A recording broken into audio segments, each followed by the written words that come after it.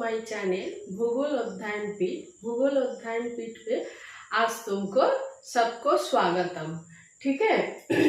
आज मैं पंपा ma'am climatology का एक टॉपिक ओजोन गैस के बारे में, ओजोन लेयर के बारे में, ओजोन होल के बारे में, सबके बारे में डिस्कशन करेंगे। तुम लोग ध्यान से सुनोगे। ठीक है। ओजोन का जो संकेत है O3, ओजोन, ये एक गैस होता है। कैसे बनता है? ऑक्सीजन का 3 परमाणु लेकर ये ओजोन गैस बनता है। ये अंडे जैसा स्मेल होता है इसका और नील कलर का होता है दिखने में। ठीक है। तो ओजोन एक गैस है। या कहाँ रहता है? मैं जब डिस्कस किया था लेयर ऑफ एटमॉस्फेयर के बारे में, उसमें बताया था पृथ्वी के ऊपर वायुमंडल का जो फर्स्ट लेयर है वो है ट्रोपोस्फियर, और उसके ऊपर का एक लेयर है स्ट्रेटोस्फियर।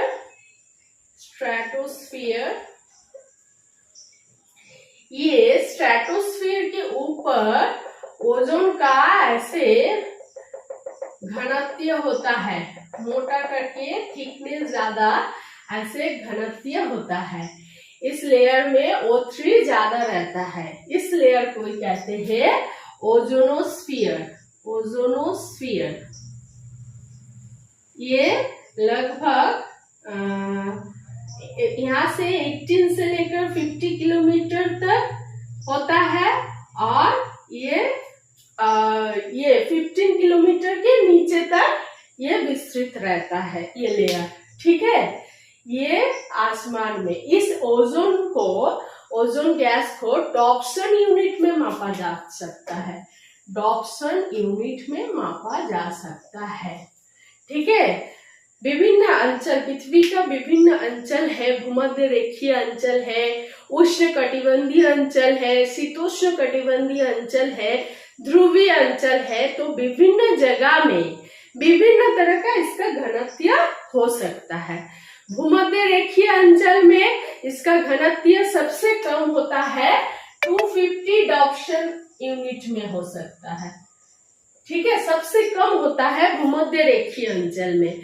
फिर उसके ऊपर चले जाओ, ऊपर जो उष्ण कटिबंधीय और शीतोष्ण कटिबंधीय में उसका लगभग 350 डॉप्सन हो सकता है उसका घनत्व। ठीक है। और पोलर रीजियन या ध्रुवीय अंचल में जाओगे तो ये और अधिक हो जाता है, इसका घनत्व और अधिक हो जाता है। तो विभिन्न अंचल में विभिन्न घनत्व पाया जाता है। ये अल्ट्रावायलेट ऑक्सीजन से अल्ट्रावायलेट यूवी अल्ट्रावायलेट से विक्रिया होके ये O+O में ऐसे बिछड़ जाता है। ठीक है। ये परमाणु टूट के अलग अलग हो जाता है। फिर ये ऑक्सीजन से मिलकर क्या होता है? O3 बनता है, ओजोन बनता है। ये अल्ट्रावायलेट जो रश्मि है, अल्ट्रावायलेट रश्मि, ये पृथ्वी के ऊपरी भाग में होता है। जब लेयर ऑफ एटमॉस्फेयर पढ़ने के टाइम बताया था, इसके बारे में डिटेल्स में डिस्कस किया गया था। तुम लोग दूसरा वीडियो में देख लोगे। वो क्या होता है? अल्ट्रावायलेट जो रश्मि होता है या रेज होता है, वो यहाँ से विक्रिया करके ये O3 बनता है या ओजोन गैस बनता है। ये ओजोन गैस फिर क्या होता है? फिर यूवी अल्ट्रावायलेट रे से फिर क्या होता है? इसका रिएक्शन होके क्या होता है? फिर ये O2+O में बदल जाता है, मतलब ये टूट जाता है। फिर कभी कभी क्या होता है? O3 से ये O मिलकर क्या होता है? O3 से O मिलकर क्या होता है? O2+O2 ऑक्सीजन में बदल जाता है, मतलब ये टूट जाता है। तब ओजोन लेयर क्या होता है? इसका जो थिकनेस या घनत्व होता है ये थोड़ा थोड़ा पतला होता है, ये लेयर थोड़ा थोड़ा पतला हो जाता है।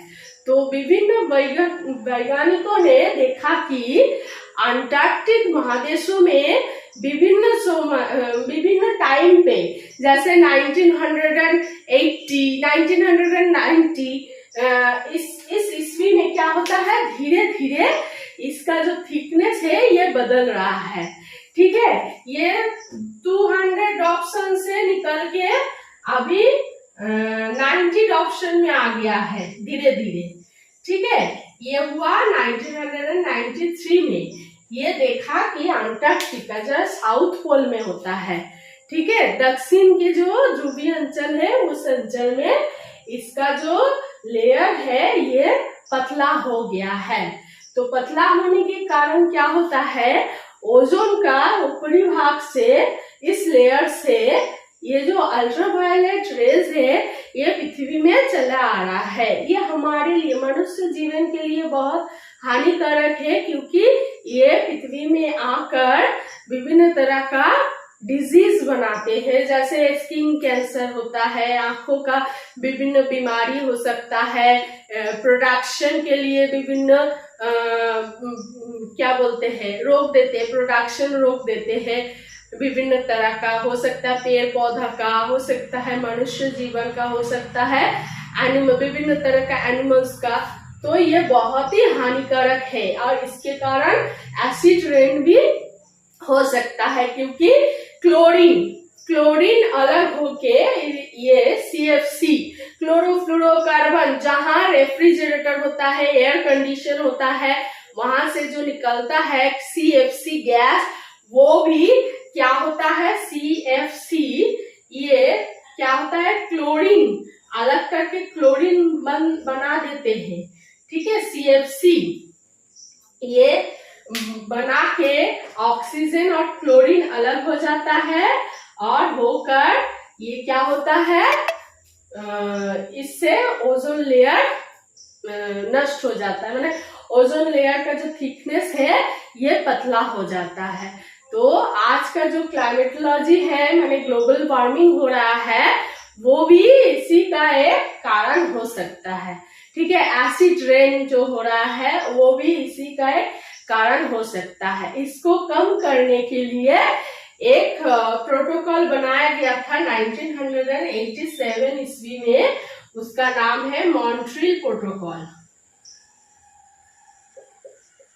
इससे बोला गया था कि ओजोन CFC गैस, इसी तरह जो ओजोन लेयर डिप्लीशन हो रहा है जिसके कारण वो गैस का कम करने के लिए बोला गया था।